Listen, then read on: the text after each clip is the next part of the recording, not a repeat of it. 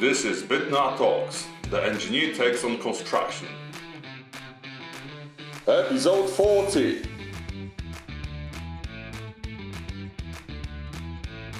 Hi, I'm Piotr Bytnar. Each day I help my clients plan and design building projects through Bytnar Limited, a consulting chartered structural engineer's practice. My biggest passion and the cornerstone on which I've built my business is finding clever solutions for construction projects. I am a chartered structural engineer and a budding software developer, so you can rest assured that I will strive to talk about the best practices and the use of new technologies in the industry.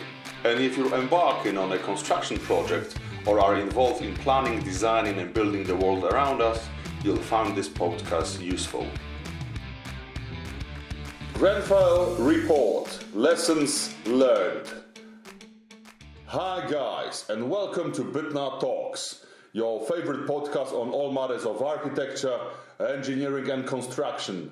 It is Thursday the 19th of December 2024, and I'm here back with you with the 40th episode of this podcast. I am now back in the room where it all started a year ago, when I decided this is the time to get out there and start talking about matters of architecture, engineering and constructions, the matters that are closest to my heart. This will be the last episode of this year 2024, and I am glad I could have delivered all 40 episodes for you, covering some heavy subjects with content lasting for more than a day. Today, I will talk about something important. I will conclude the year with the lessons learned from the Grenfell tragedy. In this episode, I will do the gist list of matters concluded in the report. No BS, no special commentary, well almost. Simple hard truth served cold and straight up. So brace yourself, Dorothy, as this train is leaving to the truth land. So without further ado, let's get and dive straight into it.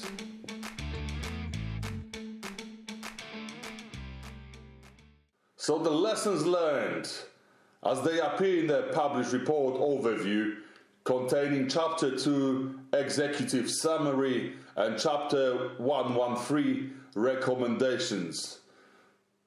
Lesson number 1. The path leading to the disaster was a culmination of decades of neglect in regards to the use of combustible materials in external walls. Neglect by the government and the institutions that lead and control the industry and which were well aware of the risk yet chose not to act to regulate the use. The lesson came from the fire of Knowsley Heights in 1991, the results of the Environment Transport Select Committee in 1999, results of large-scale testing of aluminium composite panels in 2001, number of reports of Class 0 designation being inappropriate, reports of fires internationally using such materials, reports about the improper interpretations of the approved document B, and continuation of the use of wrong materials. The department dealing with building regulations and oversight of approved document B was poorly run by incompetent people. The BREF, formerly the Fire Research Station, has been privatized and the scope of their advice minimized or unduly curtailed.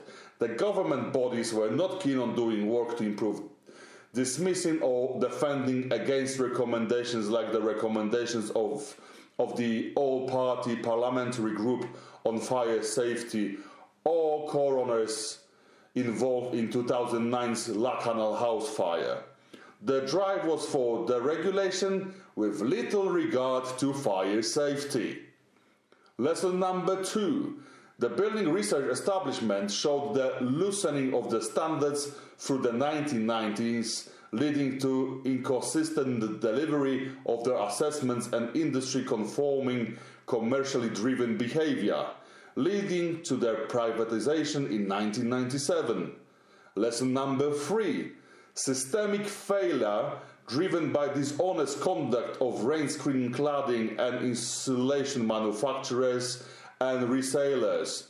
The British Board of Agreement, BBA, Local Authority Building Control, LABC, failed to scrutinize their claims, and UCAS failed to scrutinize them in turn. Lesson 4. Manufacturers knowingly conceal the information. These, as named in the report, are Arconic, Architectural Products, producers of aluminium composite material, meaning plastic foam filled sandwich with aluminium skins. The plastic foam used was Rainabond 55 PE. Albeit the fires in Dubai and regulatory changes in other countries, the manufacturer chose to push its use on the less regulated markets, and such is the British market.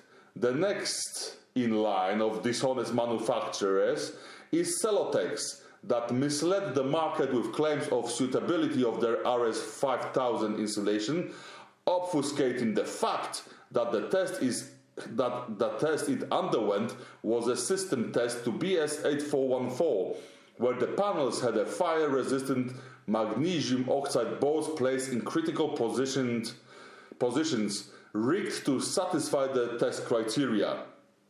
Also Kingspan with their K15 installation were the next market snake oil traders manipulating the standard issuing institutions and concealing the fact, propagating misinformation. The cavity barrier manufacturer Siderise has not been found to act dishonestly, but their product were used in situations to which they were not tested to, and their marketing was found disconcerting. Lesson number 5. Professional bodies' conduct. Starting with the British Board of Agreement, whose conduct was found not entirely independent, not rigorous or rigorously applied. They sought to bring and maintain customers rather than to discharge their duties. Local authority building control was found to be incompetent and negligent in their processes of material certification. The National House Building Council was found to serve their own agenda instead of serving the public interest, as did the Building Research Establishment. The last but not least is the United Kingdom Accreditation Service, known as UCAS, that also show lacking of professionalism and showing complacent attitude to discharging their duties, which combined with little enforcement capability kept the institution at the level of yet another glorified paper pusher. Lesson number 6. The Tenant Management Organization, TMO, was found lacking the governance and customer service. Staff attitudes and a poor repair service was identified as constant themes of the investigation. The organization has been failing miserably throughout the years. Lesson number 7. The Tenant Management Organization and the Royal Borough of Kensington and Chelsea were responsible for the fire safety of the building and failed in their duty. RBKC failed to control TMO, which in turn was incompetent in their duties and shown utter disregard to property and human safety. 2 individuals were named, TMO CEO Mr. Robert Black and self-proclaimed fire assessor Mr. Carl Stokes. Shame on you people. Lesson number 8. The industry appears to consider meeting the requirement B3 and B4 as sufficient for compartmentalization and hence delayed or withhold evacuation of the building. Lesson number 9.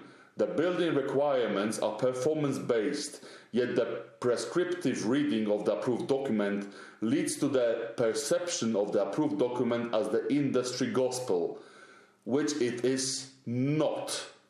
Lesson number 10. Improper procedures raised to the bottom, blameology, lack of research and development of companies, relying solely on the existing relationships without scrutiny is the way for a disaster. Companies named in the report are construction consultant Artelia, the architect for the project Studio E, main contractor Ryden, cladding subcontractor Harley, metal sheathing Arconic, facade manufacturer CEP Architectural Facades, fire safety assessor Exovia, and building control for the project was RBKC. Lessons number 11. Push forward attitude of all involved. The industry recognizes the necessity for an iterative approach to reach best outcomes, yet racing down with the pricing in current climate means it is seldom a case as was here.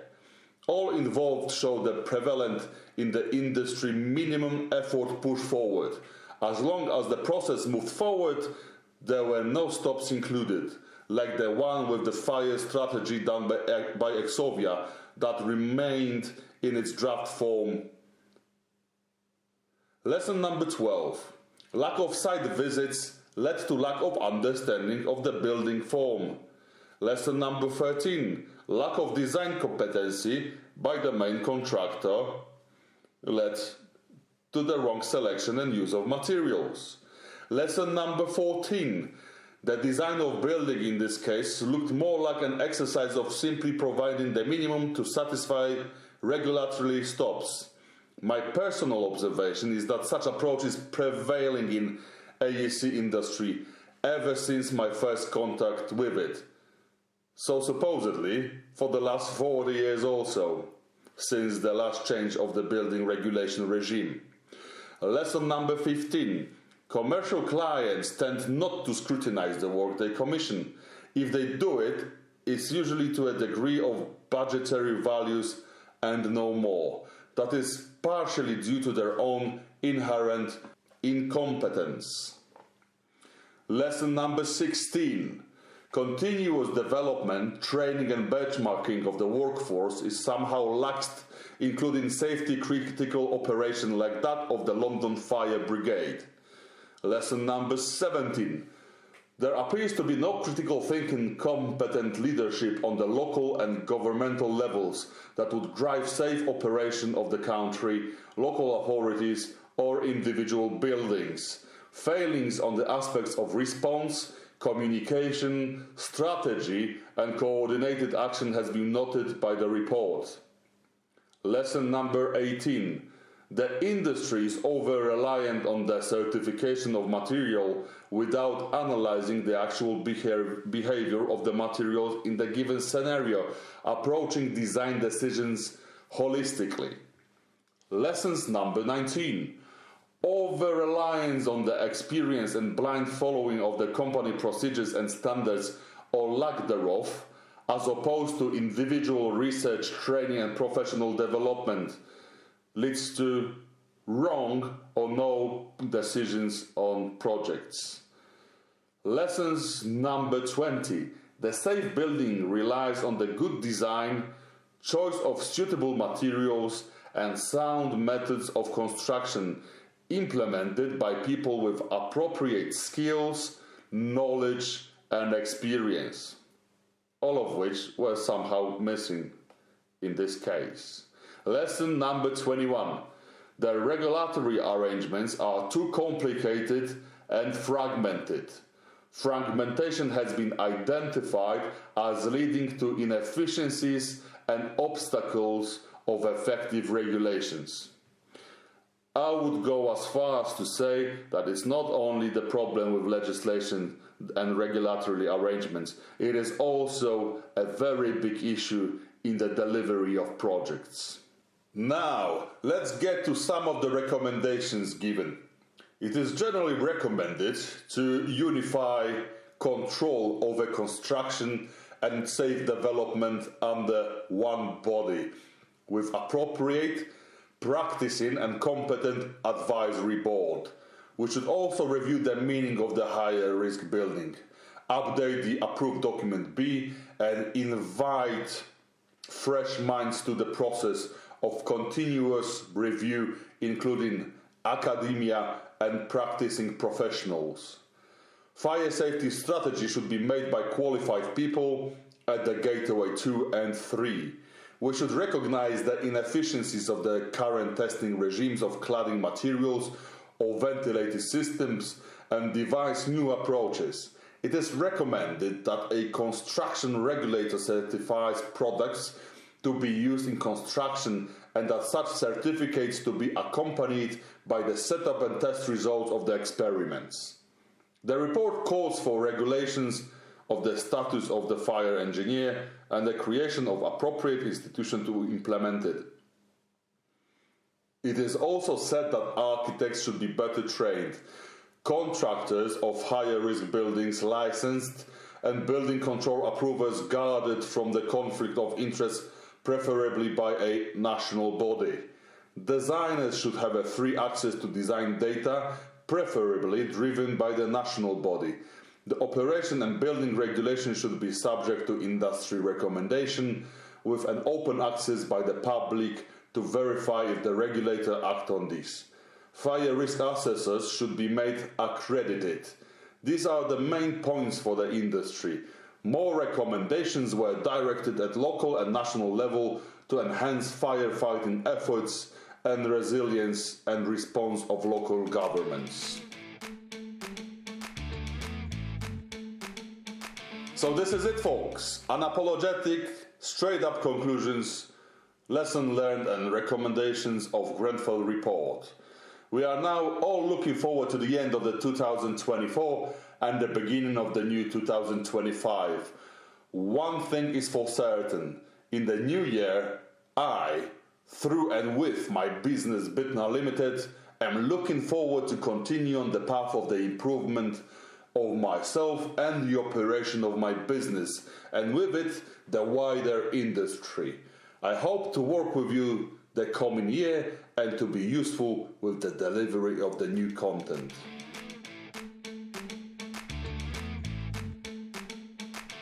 I hope you enjoyed this episode. If you have any questions, reach out to me on LinkedIn or send me an email. I'm more than happy to help you out. In Bytnar, we deal with planning, designing and managing of your projects, and we are always glad to facilitate a free initial consultation to steer you in the right direction. Visit www.bytnar.co.uk and reach out to us. Whether your question is if we can help you with the project or what should I do, we will be able to give you a piece of no obligatory advice. At Bytnar, we help our clients design and execute their dream homes or investments. If your building is falling apart, we can also help investigate the reasons behind it and to provide you with an appropriate strategy, design and specifications for the repair. Thank you again for listening. Please voice up your opinions. I'm waiting for you on LinkedIn and I want to hear from you. Speak to you next year. Bytnar designs the world around you. Toodaloo.